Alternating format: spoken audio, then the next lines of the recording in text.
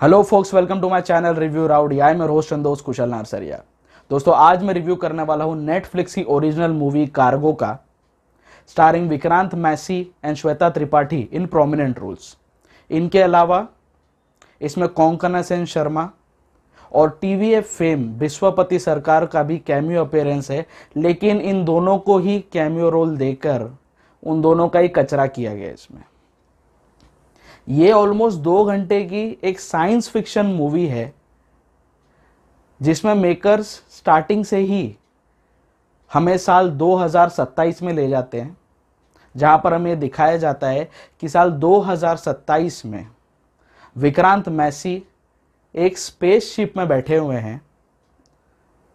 पता नहीं कितने सालों से वो वहां पर हैं और उनका यही काम है कि जो लोग धरती पर मर चुके हैं वो मरने के बाद सीधे उनके पास आते हैं, और विक्रांत का ये काम है कि उन लोगों को अपने साथ लेकर उस स्पेसशिप में एक स्पेसिफिक मशीन बनाई गई है जिसके तहत विक्रांत उनकी पूरी जीवन की, धरती पर जिए हुए हर एक दिन की याददाश्त मिटाते हैं और उनको एक नया इंसान बनाकर एक नए लाइफ में ट्रांजिशन करके वापस धरती पर भेज देते हैं। This is the overall concept, यही विक्रांत का पूरा काम है। सो अगर इसको कॉर्पोरेट पर्सपेक्टिव से मैं देखूं, सो ये यमराज का एक ऑपरेशंस डिपार्टमेंट है जिसके ऑपरेशंस मैनेजर है विक्रांत मैसी। जो भी आदमी पहले मरता है वो इनके पास ही आता है इस स्पेसशिप में, वो इनकी याददाश्त मिटाते हैं, एक नई जीवन में उनको ट्रांजिशन करके भेजते हैं। यही चीज स्टार्टिंग के आधे घंटे तक चलती रहती है, जो कुछ समझ में ही नहीं आता है भाई। इसका ट्रेलर भी देखा मैं, पूरा बाउंसर गया था मुझे। स्टार्टिंग के आधे घंटे तक स्क्रीन पे क्या चल रहा है बहुत डिफिकल्ट है एब्जॉर्ब करना। आधे घंटे बाद इसमें श्वेता त्रिपाठी की एंट्री होती है as an assistant to Vikrant Massey. उसके बाद थोड़ी एक बोलते हैं ना फ्रेशनेस आती है नैरेटिव में। उसके बाद चीजें थोड़ी सॉर्ट आउट होने चालू होती है। आप एज अ व्यूअर इसमें इन्वेस्ट होना शुरू हो जाते हैं इसके नरेशन में। सारी चीजें समझ में आ जाती हैं, पकड़ में आ जाती है कि हाँ भाई ये इनका पूरा ओवरऑल काम है, जिसमें श्वेता त्रिपाठी भी हैं, वो भी इस काम में निपुण है। वो विक्रांत को असिस्ट करती है और धीरे धीरे करके इनका यही काम रहता है कि भैया जो भी इंसान आता है मरने के बाद उनको ये कार्गो बोलते हैं। तो कार्गो ये लोग लेते हैं, कार्गो के शिपमेंट्स इनके पास आते रहते हैं। वो लोग मरने के बाद इनके पास आते हैं, ये इनका पुराने जीवन की याददाश्त मिटाकर नए आइडेंटिटी उनको देते हैं, नया ट्रांजिशन करके वापस धरती पे भेज देते हैं। यही इनका ओवरऑल काम है।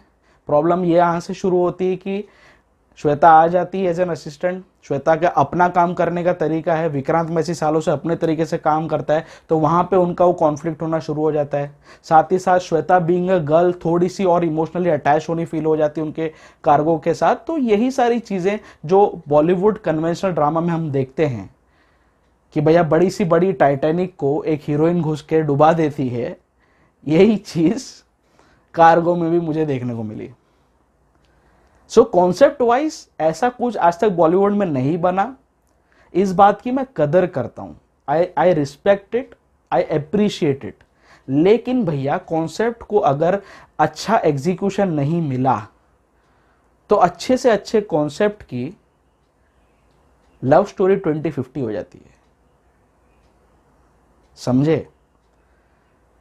फ्यूचर में ये लोग ले गए, वो भी सिर्फ 7 साल। आई एक्सपेक्ट कि 7 साल में कोई ऐसा ड्रास्टिक चेंज नहीं आने वाला है, ठीक है। हमारी खाली जीडीपी गिरती जा रही है और भी गिरने ही वाली है, ठीक है। सो और कोई ज़्यादा ड्रास्टिक चेंज आने ही नहीं वाला है हमारी ज़िंदगी में। लेकिन तो भी जब अगर सारी चीज़ें, सारे ऑपरेटर्स, सारे टूल्स, मशीनरी जो आप दिखा रहे हो स्क्रीन पर, which is very much relevant to the current times, तो इसको 2020 ही बता देते, 2027 का नैरेटिव बताने की क्या ज़रूरत थी।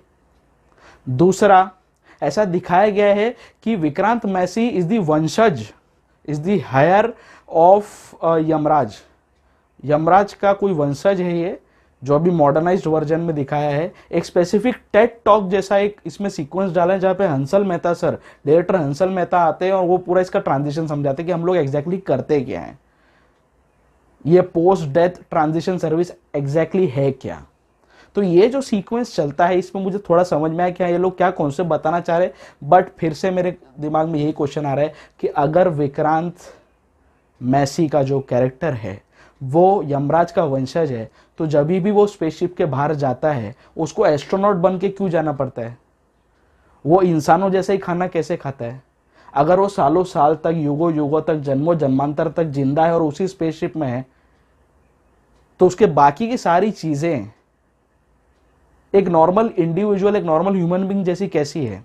एक सीन एक ऐसा आता है जहां पे एक कार्गो, एक आदमी उसके ऊपर अटैक करता है विक्रांत के ऊपर, उसके हाथ में खून निकलता है। तो ये चीज समझ में आती है कि आदमी नॉर्मल ह्यूमन बीइंग ही है। तो फिर ये राक्षस का और ये बोलते हैं ना जो यमराज का वंशज कैसे हुआ? तो ये जो लॉजिकल कॉन्फ्लिक्ट है ना, ऐसे कई सारी चीजें हैं इसमें जो ऊपर ऊपर से टच करके छोड़ दी गई। एज अ व्यूअर आप हमेशा परप्लेक्स्ड रहते हैं कि भैया स्क्रीन पे चल क्या रहा है। एक तरफ तो मुझे लगा कि हाँ ये चीज यहाँ पे सही से सेट जा रही थी, मैं समझ रहा था ये हो रहा है, बट बाद में वो कुछ और ही यूनिडायरेक्शनल वे में चली जाती है, कुछ भलता ही चलता है स्क्रीन पे। पूरे ऑलमोस्ट 2 घंटे की ये है, ठीक है, जिसमें स्टार्टिंग का आधा घंटा कुछ समझ में नहीं आता है, फिर 1 घंटा जो बीच का है वहां पे चीजें अच्छी लगती है कि हाँ यार ये लोग कुछ कॉन्सेप्ट लेकर आए हैं, and I am witnessing something which is never presented in Bollywood till now.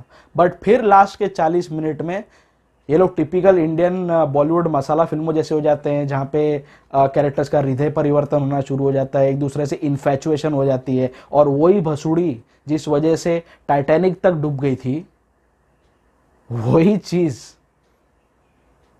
इसके नरेशन को, इसके ओवरऑल प्रेजेंटेशन को भी लेकर डूब मरती है। लास्ट के 40 मिनट्स में तो ये कार्गो बेकारगो हो जाता है, एकदम बेकार, कुछ भी चल रहा है। मतलब ऐसा लगा कि यार ये इसके मेकर ने एक सपना देखा कि उसके शायद घर में किसी की डेथ हो गई होगी, उसने ऐसा सोचा होगा कि यार ये मरने के बाद कहाँ जाता होगा, तो उसने सोचा कि यार एक आफ्टर लाइफ टाइप कुछ कॉन्सेप्ट बनाते हैं। ये नरेशन, ये स्क्रीन पे उसके दिमाग में बैठा, उसने बनाना चालू किया, बीच में सारा आइडिया छूट गया, उसको समझ ही नहीं आया कि मैं इसका अंत कैसे करूं। वही सबसे बड़ी प्रॉब्लम हो गई। लास्ट के 40 मिनट्स एक रूटीन, एक कन्वेंशनल बॉलीवुड ड्रामा के तरह ही है, जो आपका पूरा मजा किरकिरा कर देंगे। स्टार्टिंग के आधे घंटे आपको कुछ समझेगा ही नहीं, लास्ट के 40 मिनट्स में ऐसा कुछ भी नहीं जो आपने आज से पहले नहीं देखा। जो कुछ बचता है भैया इसके बीच के जो 1 घंटा है ना इस मूवी का, वो देखने लायक है। विक्रांत मैसी और श्वेता त्रिपाठी दोनों बहुत अच्छे एक्टर है, तो ये बोलने की बात ही नहीं कि इसमें भी उन्होंने बहुत अच्छा काम किया होगा। बट एक अच्छी विजन के साथ ये फिल्म बनाएगी, लेकिन इसका नरेशन, इसको एक अच्छी स्क्रिप्ट का बोलते हैं ना सहारा नहीं मिल पाया। दूसरा, इसका प्रोडक्शन डिजाइन बहुत अच्छा है, जो स्पेसशिप दिखाई गई है बहुत ज्यादा कन्विंसिंग लगती है, और 95% of the movie is inside the spaceship only. So आपको एक एग्रोफोबिया जैसी चीज हो जाती है एज अ व्यूअर कि आपको कुछ नया देखने को नहीं मिल रहा, आप उसी 4 दीवारी में बोलते हैं ना रिस्ट्रिक्ट होकर रह गए हो, और ये मूवी जरूरत से ज्यादा लंबी लगती है। बिकॉज जो कॉन्सेप्ट इन लोग ने लिया है, जो ये लोग दिखाना चाहते थे, थोड़ा बीच में लोग प्रीची बन गए ये बताने में कि आदमी भले ही मर जाता है लेकिन उसके साथ जुड़ी यादें नहीं मरती है, वो फिर भी इमोशनली अटैच रहता है अपने लोगों से, अपने परिवार से, अपने जीवन से। तो ये जो चीज़ है ना थोड़ी बहुत बीच में प्रीच कर दी गई श्वेता त्रिपाठी के कैरेक्टर के थ्रू। तो ये अगर आपको प्रीच ही करना था ना, तो आपको मैक्सिमम आधे घंटे की मूवी बना देनी थी। 2 घंटा ये मूवी च्युइंगम की तरह खींची गई है, for unknown reasons, for useless things. The project is backed by Anurag Kashyap, और ये कुछ फिल्म फेस्टिवल्स में जा चुकी है, उनको ऑफिशियल सिलेक्शन इनको मिल चुका है, थोड़ा रिकग्निशन मिल चुका है, और जो अच्छा लगता है, ठीक है, concept wise I give full points कि ऐसा कुछ आज तक कभी बॉलीवुड में बना नहीं। बट यार आप ओवरऑल मूवी देखोगे तो आप बोलोगे यार ये अवार्ड देने लायक तो मूवी है नहीं। अच्छी बन सकती थी लेकिन नहीं हुआ ऐसा। मैं कार्गो को सिर्फ 3 स्टार देना चाहता हूं। वो भी सिर्फ और सिर्फ विक्रांत मैसी और श्वेता त्रिपाठी की अच्छी परफॉर्मेंस के लिए। और जो स्पेसशिप इन लोगों ने बनाया ना, बाहर से भी और अंदर से भी, कई सारे एरियल शॉट्स भी लिए गए जो स्पेसशिप को बाहर से दिखाते हैं, बहुत अच्छा लगा मुझे। अंदर भी काफी कन्विंसिंग वे में इन लोगों ने बनाया, तो जो प्रोडक्शन डिजाइन है वो बहुत अच्छा है। तो इन सारी चीजों के लिए मैं 3 स्टार दूंगा, और आधा स्टार सिर्फ और सिर्फ इसकी नॉवेल्टी ऑफ कॉन्सेप्ट के लिए।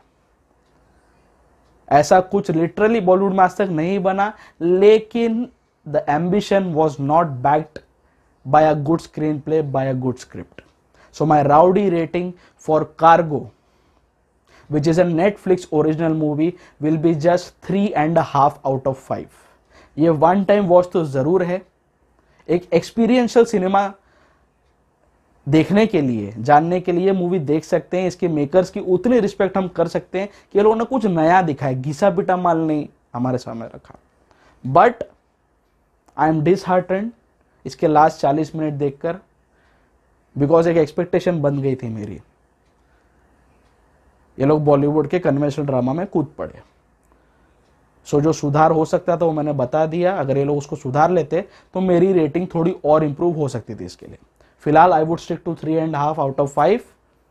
आपको कार्गो कैसे लगी नीचे कमेंट बॉक्स में जरूर मेंशन करना। आप अगर मेरे चैनल पर नए आए हो तो प्लीज मेरे चैनल को सब्सक्राइब भी करो। सब्सक्राइब करने के साथ साथ जो बाजू में बेल आइकन है उसको भी दबा दो, ताकि जब भी मैं अपना कोई नया रिव्यू अपलोड करूं, कोई मूवी रिकमेंडेशन अपलोड करूं, किसी वेब सीरीज का मैं रिव्यू करूं, तो आपको तुरंत उसका नोटिफिकेशन मिल जाए। आप लोग मुझे फेसबुक, इंस्टाग्राम और ट्विटर सभी जगह पर फॉलो कर सकते हैं। सभी जगह पर मेरे प्रोफाइल के नाम रिव्यू राउडी ही है। मेरी ऑनलाइन आइडेंटिटी रिव्यू राउडी के नाम से ही है। The digital partner of this channel is 5about Digital and the co-branding partner is चाय पकौड़ा प्रोडक्शंस। बहुत जल्दी मैं आपके सामने फिर से आऊंगा किसी ना किसी मूवी का या वेब सीरीज का रिव्यू लेकर। इसलिए मेरे साथ जुड़े रहिए, मेरे साथ कनेक्टेड रहिए। स्टे ट्यून्ड, स्टे फिल्मी एंड स्टे राउडी।